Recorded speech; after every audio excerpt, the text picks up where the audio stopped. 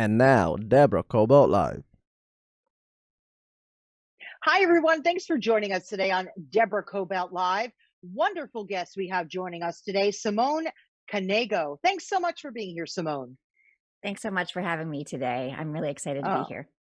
absolutely. And you're here to talk about your life and your first book, which is pretty amazing, The Extraordinary Unordinary You. And I was thinking to myself, Simone, you're extraordinary and you're certainly unordinary, that's for sure. For anyone who reads this book and hears about your story, um, this title is all you. So thank you for being here. The, Now, what I love about your story, Simone, um, I'm just going to, sort of start it a little bit and then have you sort of pick up.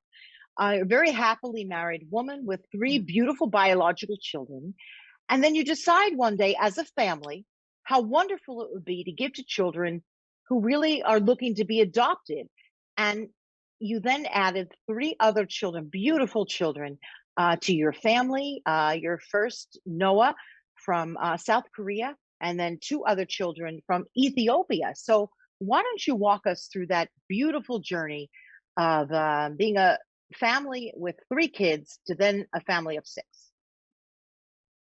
so we had three biological children first, and we had the conversation a while back in our marriage saying, do we want to adopt? And that basically came from, there was a period of time after we had our first child. We didn't have our second child for 4 years. And so, it was discussion back then. And then of course, as soon as, we started looking at different options, I found out I was pregnant.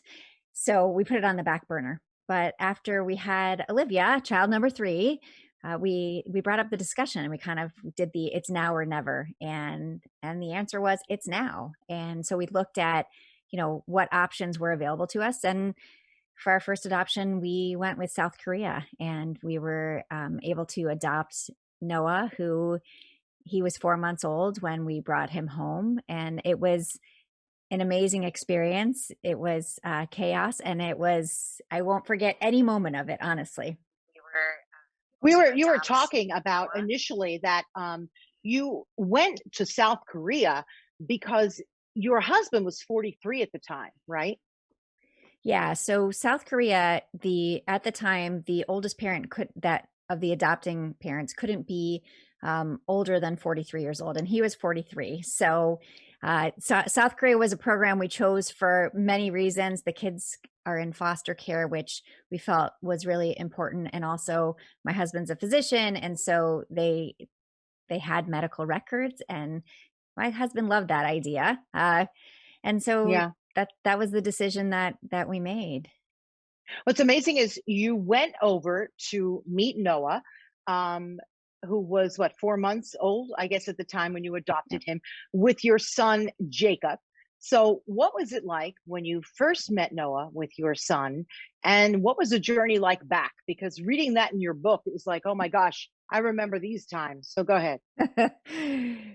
We met Noah at the adoption agency with his foster mom, and that was such a special experience to see how loved he was. And then we had 2 days, so we had a very short Wow. meeting, and then we had 2 days, and then we on our own, and then we met with the foster mom again, and then she said, "Here's your son," and it was a really special moment because you could tell really how much she loved him, how much she cared for him. She cried when we left. It was really it would I had this sense of guilt, but I also felt really good because I knew how loved he was, and I thought that was Yeah. so important. Every child deserves to be loved. But that's so incredible when I read about that in the book. The love that she gives to the foster children that she fosters, I think up to 30 of them at that time, right? It's got to be so difficult for her to give these children up, but then she's doing such a good thing to give them such a beautiful start in life with all that love and holding, right?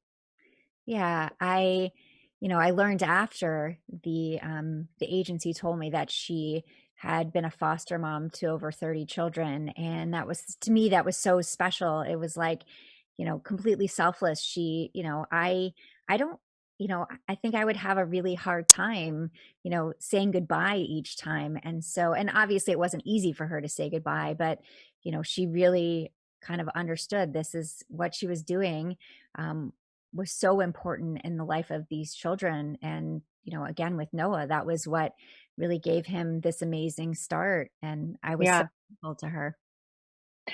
The plane ride home was a bit of a challenge, Yeah. right? Let's talk about that briefly. Yeah, the plane ride home was the moment where we were like, I thought, hey, I already have 3 kids at home. I know how to parent. I got this. I didn't have this. He cried for 16 out of the 18 hours on our flight from Seoul to Chicago. And there was, one of the flight attendants was able to help me for a little bit because, it was one of those hard things where there's nothing. I was doing my best, right? There was nothing else that I tried everything, and I was getting the nasty looks from people, and I was standing in the galley literally the whole time, and people would open the curtain to take a look to see, whose child was that. And it was really hard because, you have in your mind how you think things are going to go. Things don't ever go how you think they're going to go. And that was one of those No. big moments. I think I had mentioned an earlier time when my first son was 3 months old. We took him to Israel because we already had the trip planned. So we just went, and he was crying a lot. He had colic, and we were in Masada. And if you know anything about Masada, it echoes, right? And he was crying and crying. And we got on the little tram to go back, and he was still crying. And 4 days later, we were in Jerusalem, and a man stopped me and he said, "Excuse me, were you in Masada a few days ago?" And I said, "Yes." And he said, "I recognize the scream of your child." And I thought, wow, wow. It's amazing after experiences like this that we have other children, that we adopt other children. But you know what, Simone, we get through it, right? Yeah, it's like anything else. If it's worth it to you, if it's important, then you do it. Like these are bumps in the Right. road. These are not, boulders that are obstacles to our journey. They're moments in time that we work through. And there was a lot of work through going on there, but again, he's an amazing kid. And Yeah. I had to figure out how to parent him. There isn't like the one manual that says here, parent this every child the same. It just doesn't work that way, at least not for me. Right. So, No, and no, with any of our children, right? Really are all different. And yeah. once we all realize that, then we learn how to parent differently. Then when did you decide to adopt your 2 other children from Ethiopia? How did that go? Like, when was that family moment where you were sitting at dinner or lunch or wherever, and we said, you know what? We're not done. How did that go? Yeah, it was pretty much like that. We were sitting at dinner and we said, I'm sure someone was crying at the time, and Rob and I looked at each other and said, "What do you think? Should we do it again?" And they're like, and the kids are like, "Really? Really?"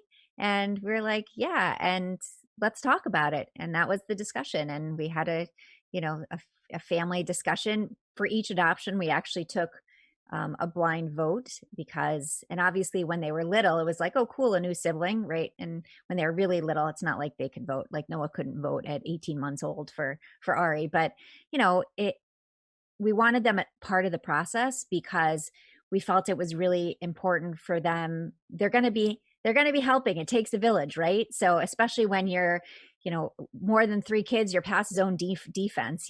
There's like so much at one time that you need the older ones to help. And so, we Right. did take a blind vote each time, and it was amazing to see how the kids were just, yes, this is yes. What was the trip like in Ethiopia when you then adopted Ari? What was that like? Yeah, that was really Noah's trip was life changing. This was even more life changing to when we got to the orphanage.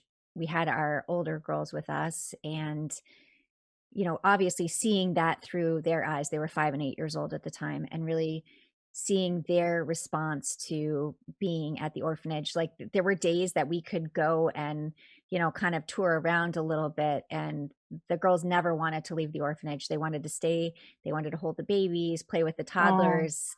they truly became completely attached to the children there. And when we first walked into the orphanage, and I tell this story in the book about, Ari was there, it was lunchtime, and, he was eating his lunch, and they had prepared him, Oh, we had to send a photo album. And so, like, he had seen our pictures, he knew who we were. And so we walked in while he was eating lunch, and I sat down next to him, and he started feeding me some of his food. And to me, that was like such a special wow. moment, because this is a child who is truly starving, and he is giving me his food. And I was like a mess, of course. And it Oh. was, the beginning of our story together. And he's such a great kid, and a funny kid, a fun kid, and he's absolutely meant to be part of our family. So And when you first adopted him, he wasn't really all that healthy, right? I mean, he had been starving. It's a very poor country. It's got to be very difficult, but it must be very inspiring to know that you were able to help this one person, right? So it's funny, we kind of, when we've adopted each child, we kind of never look at it as really helping them. We look at it just being part of our family. And we also think that, how much they've opened our eyes to the world. We definitely, one of those situations, we definitely get more than we give. I definitely believe that Right. when it comes to our adoptions, we've just learned so much. But, really seeing where he grew up. He lived in a mud hut, no running water, no electricity. He had rickets, he had legs that were bowed out, and Wow. ringworm all over his scalp. He never, until we met him, he didn't own a pair of shoes. So he has scars all over the bottom of his feet. He was 4.5 years old, and, you go everywhere there on foot. And so, it was, Wow. again, eye opening. Wow. And then how much after did you then adopt little Millie from Ethiopia? Yeah, it was the next year, actually. So, it was one of those moments, when we were leaving the orphanage to catch our flight back to the States, we got on this bus with Ari, and there were other families with us as well. And the girls instantly started crying because of all the kids that we Oh, were leaving behind. And it doesn't work that, they're like, "Oh, can we put in an application for this child or this child?" It doesn't work that way. You get no. matched. The adoption agency matches you with a child. So, we knew we were going to be back again, because these kids they just want someone to love them. They just want to hold your hand. They want to sit in your Oh, lap. And it just is, um, it's overwhelming, and you just, it's you know, overwhelming even hearing yeah, about it. I have to tell yeah, you, Simone, really, I'm almost starting to cry just hearing about yeah. it because I'm visualizing the experience that you all went through and how beautiful that you then adopted Millie. And what's Millie like? What was Millie like when you brought her home? Ooh, Millie, so I traveled with Jacob for that one. Rob stayed home with the rest of the gang, and Jacob came with me. And, Millie, it was tough, because she was the sickest of our kids when we brought her home. Mm, She also had kwashiorkor, which is the protein deficiency where they get the really enlarged abdomen. So she right. couldn't sit up. She could barely walk. At the time, there was a measles outbreak at the orphanage. So they had to be kept in their rooms, which means she stayed in the crib most of the day. And, she really was, um, she was scared to death of us. And, Oh, so 5 days before I could really get near her, and I was like, and I would say to Jacob, I don't know how we're going to get her home. Like, how old was she? she was two and a How old half. was Millie? She was two and a Yeah, she half, was but two and yeah, a she half. scared. She was Yeah. scared, right? Yeah. Yeah. And so that was a really tough moment, thinking, okay, again, almost like the Noah moment, where I think, okay, I've done this before, kids like me. Okay, well, this isn't how it works, So, Yeah. really taking the time and just sitting by her crib for hours on end, and trying to, we would play this game where, I'd put the ball in her crib and she'd throw it back out, and then, I'd get a little bit of attention, but it was day 5, she let me feed her, and I was like, okay, we're going to be able to get home. And Wow. from then on, she was attached to me until she was a teenager. But, like, when she first came home, I wore her in a pack everywhere. Even when I was cooking dinner, I had her in a pack on my back, because she wanted me to carry her everywhere. Um, Simone, how do you have enough time and hours in the day to love six children? How do you do that? Because you're a busy person, right? You're yeah, involved in the community. You've been an accountant or worked in accounting. Your husband is a successful physician, and may I add, you live in Sarasota, Florida, which is my hometown, and I mm, love. Where? How did you get extra hours in the day, Simone? How did you do it? yeah. I think in terms of love, there's endless love, right? So in terms of hours in the day to get the work done, there's certain things that just don't happen, right? Like that's how life works. Is like you have your priorities of what's important. I remember once a friend said to me, she's like, if you want to see my house clean, come over on Wednesdays. If you want to just hang out with me, come over any day of the week. And Ah, I look at it that way as well. Our life, we live in a house that is meant to be lived in. Trust me, it's not like it's a disaster area. And especially now it's like completely clean because they're older. But, you know, we live in our house, they play with toys. And, so what we focus on is the time spent with them, not the yeah. time spent cleaning up after them. And, it all falls into place. And it's always been, chaotic, but amazing.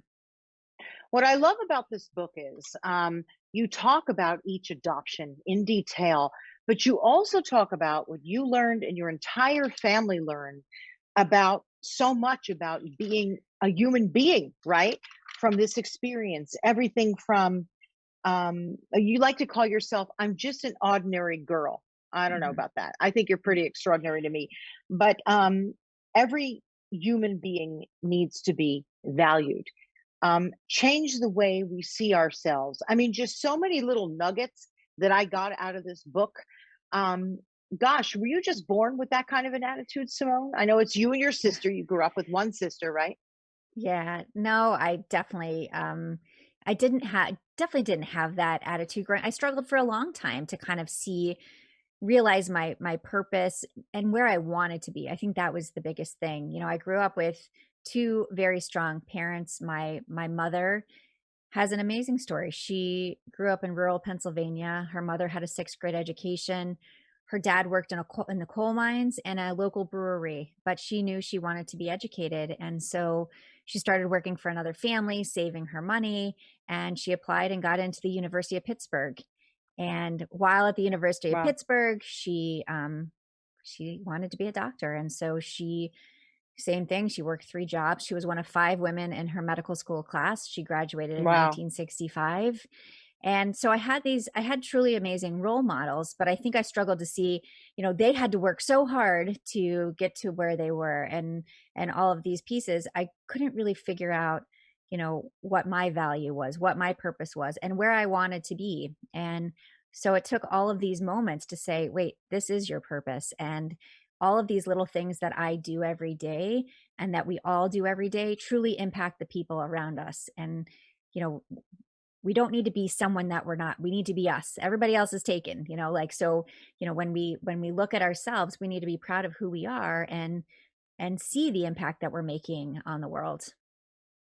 I like how you also talk about how your Jewish faith is very important to you and the lessons learned from the traditions of the Jewish faith. Can you tell us about that? You also do a great deal of speaking at your local Jewish federation, and I have a feeling you're going to be speaking a lot more Yeah. because this book is extraordinary. But tell me some of the lessons learned Thank through your you. faith. Yeah. I have never been someone that is very religious, but I really believe in tradition, obviously family, the things that really bring us together. And, you know, for me, Jewish values, which I do talk about in the book, they're human values. They apply to everyone. So when we talk about, Hmm.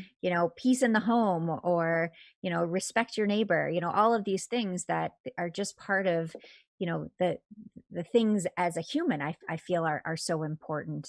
But it Hmm. really does they define me. And I think that was how I was raised. My parents were, you know, as physicians, they were, very particular about certain things. And, I really wanted to impart, hopefully, on my children, things about making the world better and not just focusing on ourselves. Because, at the end of the day, I think it's so important to really care for the people around us, and not just our family, but our neighbors, our friends, and the strangers the people that we don't know that might need this human connection. So, Well, you talk about the people you don't know. There was a story about you running into a woman at a store, right? And she saw you with your daughter, Millie, and she asked you a question. Can you tell us about that? And I love the way you handled this. yeah, thank you. So, it was one of those moments where you're like waiting for something, I guess. She walked up and she said, "May I ask you a question?" And I said, "Sure." And she said, "How much did you pay for her?" Oh, And of course, instantly I was like, like right. It's like, oh, why, what is this, and, and I took a step back and I said, okay, it's really important to understand, okay, yes, words matter, but sometimes people don't understand how to ask a question, right? They don't know the right words to use. And, I know for me, sometimes I feel that I better not ask because I'm going to fail because I'm going to use the wrong words. She used the wrong words, but she asked the question. And so when right. I said to It was her, from her heart, right? Yeah. yeah. So I said to her, why do you ask? And I said, first, you don't pay for children, but why do you ask? And she said, well, my daughter hasn't been able to get pregnant, and they're looking at adoption, and I really want to help her with the adoption fees, but I don't know if I can afford to, and I'd love to, and she's like, I didn't want to offend you. That's not what I meant. And I said, I Right. understand Right. that. So it was a conversation of like, okay, here, this might be a better way to ask it. And, you know, but I think it goes back to like understanding that most of the time, not all the time, people do have good intentions, They and sometimes do. they just don't know what to say. And so, it's okay to make mistakes. And, but for me, it was like one of those moments where, like, see, this is why, you don't like instantly get angry at something because you don't know where the direction is going. It was a Which really is good a learning lot. lesson for me. But that's the undertone of this entire book. A lot of the lessons learned, right? Um, Everything happens for a reason. We talk about that in chapter 6. It's okay to be human, right? Chapter 7. Um, you don't have to move mountains in life. You could just move a little bit at a time. There's lessons in this book that I took to heart. I really do, because we all live in a little too much of a fast-paced world. I try to make it not so, but we do. And that's the beauty of this book, in addition to um, going through your entire adoption story with each of your children. What did you learn the most about yourself through this journey, and your family too, by extending your family to 6 children? I learned a lot. I Yeah. learned that I don't think I understood what patience was until, Noah came home. I thought I knew what patience was, and that was a whole new level of patience, and really understanding to, really, it takes time to figure things out, and to be patient with myself as well. It's not just to be patient with other people, but I think sometimes we're so hard on ourselves that, it's hard to move forward with anything. And that for sure was one thing I learned, is like, it's okay not to be so hard on yourself all of the time. That, you know, mental toughness is one thing, but constantly criticizing yourself for things, just, it doesn't really get you anywhere. I don't believe it does. I, Wow. I don't know. I really learned so many things, and also realizing what I was capable of, those kinds of things that I think, again, we don't give ourselves enough credit for the things that we're already doing. So we don't believe in ourselves to be able to take on more or do something different. When you talk about the mountain piece, right? Like you don't have to move mountains, but also, you can climb them. So, Which you did, right? Oh my God. Can you briefly just hit upon that? Like, wait a minute. Like, you don't have enough to do? You decided after all this to go and climb what, Mount Kilimanjaro? I mean, come on, Simone. What are you made of? Because you've got more hours in your day and you're like a superwoman for real. Come on. uh, again, I'm an What was that ordinary like? girl. I'm an ordinary girl with again, everybody is unordinary. Everybody has extraordinary moments. This is one of those extraordinary moments, right? Where I would say, oh my gosh. Yeah, Go ahead. I mean, I'm, I was asked to do it, and I said yes. And had I climbed anything before, that would be a no. I live in Florida at sea level. right at sea level. Okay. Like, I think like the biggest little hill there is like 1 foot above sea level or 3 feet at Yes. the most, right? Yeah. So the Yeah. fact that you said, I can handle Mount Kilimanjaro, when did you do this? 2015 you did it? Yes. 2015. Wow. Was Just it hard? I mean, what did yeah. you tap into to get through it? Yeah, I actually, as soon as I committed, I trained for 6 months. Right. I was obviously in the best shape of my life. Now I'm in Oh, COVID yeah. shape, as I call it. But it really, it was not only a physical challenge, it was a mental challenge. And for me, it was so impactful for so many reasons. But, I was raising funds for the Livestrong Foundation. And so the, it was part of something called Survivor Summit. So some of the people that, I hiked with were cancer survivors, or we were, Wow. hiking and climbing in honor of a family or friend who was in treatment or who had passed away. And it just added that extra layer of purpose, right? And how to work together as a team. These are people that I had never met before. My tent mate was, now she's a good friend, but at the time I didn't know her, but now I'm sharing a tent with her. And so it was a remarkable experience. Yeah. You know what else I got out of this book, which you talk about a lot? Mm. It's not what you go through, it's how you react to it. You said that quite a bit, right? And Mm-hmm.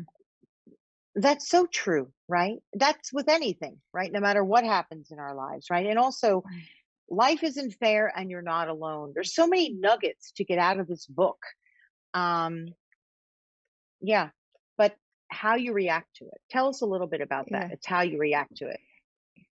I'll give you two quick stories on it, because one is like the reality check story. So the first story is my daughter during my daughter Olivia, who's now a freshman in college. So this was last year. She was diagnosed with Crohn's. She was really sick for a bit. She had lost a ton of weight, and finally she had a colonoscopy done, and they diagnosed her, and it's pretty severe. And so she's on Wow. uh, special injections and everything for it. And at the time, and I said to her, because this is the attitude, I said to her, like, okay, you can, we're going to be upset about this for like 3 or 4 days, pick the number of days, and then we're going to move forward. Because if we stay in this place, we're going to have a really hard time moving forward. And so she did. Right. She was like, I was like, eat crap food for a few days, and then you got to start following the plan that, to move forward. Right. We could have reacted in a completely different way, Right. and she could still be miserable right now, but she's kind of like, yeah, I have Crohn's, like there's certain things that she's restricted on, and that's it. Like, her attitude is so good. We didn't wallow in the sorrow, although there's probably days that we wanted to. Yeah. But there's no doubt that comes from you. Okay. You've taught them well, Simone. You've taught them well. You were going to tell Yeah. us another story. Yeah, so this is the story where I still need to be taught by my children. And again, I think they are the best teachers because they are completely honest. So we were another Starbucks story. We're at a Starbucks drive-through, and I left enough space for a car to, the way that the drive-through is quite full, and so I left enough space for a car to get around me if they needed to. Well, instead of a car trying to get around me, they just cut in front of me and went into the line. And so instantly I was like, are you kidding me? And I'm with Millie. And so, like, I'm frustrated, and she says to me, Mom, I think you should probably reread your book. She's like, I Ah! don't I don't know why you're getting frustrated about this. This is really not a big deal. Who knows? Maybe this woman needs a cup of coffee and she needs to get to work, and she didn't even notice, like, all of these things. And I'm like, Wow. you're right. Like, take a step back. And then, of course, we get up to the window to pay, and the woman in front of us had paid for our drinks. And so, again, one of those moments where you're like, why do we make a big deal about these things? So then Millie said, since she paid for our drinks, can we pay for the drinks for the people behind us? And I said, yes, we can. Wow. Yeah. So it was one of Wow. those moments where I'm like, our kids teach us so many things. Wow, extraordinary. You've done well, Simone. They teach us, but you certainly taught them. Simone, before I let you go, tell me, for anyone who's interested in adoption, what would you say about the process and about the entire experience? So I would start by saying, do it. It's, three of the best things that we've ever done in our lives. Mm, But understand that, you know, when we started this process and looking at it now, our kids start at a place of loss, right? They've lost everything. And, right. we can't really rebuild because that would mean replacing, and we never want to replace. But, we're here to support, to love, to, you know, make them feel that they're absolutely, where they're supposed to be, that they're part of our family. And, it's there are struggles, right? Just like when you give birth to a child, you have struggles there too. Like it's not unicorns and rainbows, right? But the value that they've brought to our family, the way that they've impacted our lives, the love that we share, every struggle, every moment that's been difficult is absolutely worth it. And it's such an important part of our journey, our lives.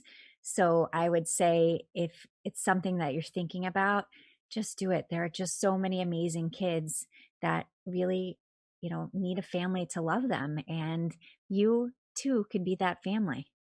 Oh, it's beautiful. Absolutely. I wish I had thought to do that. I was busy and I wasn't really thinking. And it's something that I think would have been a beautiful addition to our family. So anyone out there thinking about it, Yeah. don't think too much. Just get out there and do it. So Yeah. thank you so much, Simone. I so enjoyed our interview. And please, people, pick up The Extraordinary Unordinary You. It is a beautiful book filled with so much love, so much gratitude, and a lot of adventure, I have to say, which was great. It's a beautiful read, particularly that it's your first book. I'm sure we're going to be hearing a lot more from you, Simone. So, how can people find you and get in touch with you? So I am the only Simone Knego in the world, one of those unordinary pieces about me. And so you can find me on my website, SimoneKnego.com, Instagram, uh, Facebook. And if I would love for you to reach out. If you read the book, send me an email. If you have a question, ask me, because my goal is really to impact that one person, to really change somebody's mind, really kind of bring light to something. And so if I'm doing that for you, let me know, and let me know how I can, do that for more people as well. Beautiful. Thank you so much for joining us. And next time I'm down in Sarasota, I would love to get a cup of coffee with you at that Starbucks, in fact. Wouldn't that be a lot of fun? That would be I would great. I would love that. I would love that. Absolutely. I would too. Thanks, everybody, by the way, for joining us today at Deborah Kobylt Live. I hope you really enjoyed our show because I certainly did. Meeting Simone and reading her book, it's extraordinary. Please pick it up again. Last time, The Extraordinary Unordinary You. Beautiful, beautiful read. And again, thank you. You could find us on Facebook, YouTube, IGTV, and every single audio platform that you could think of where you get your podcasts. So thanks for being a part of our journey on Deborah Kobylt Live, and we'll see you next time. Bye bye.